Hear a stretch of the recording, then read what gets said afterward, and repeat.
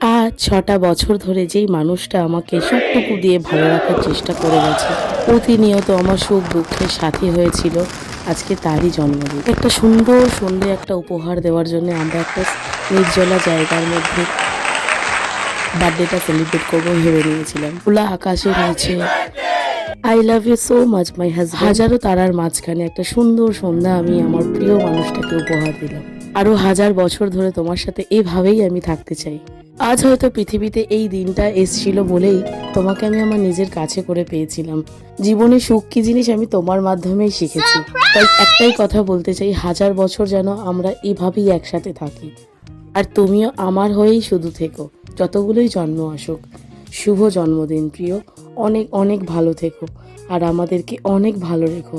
তোমরাও আমার প্রিয় মানুষটিকে উইশ করো যাতে ওর আগামী দিনগুলো, আমাদের আগামী দিনগুলো ভালো কাটে। Thank you.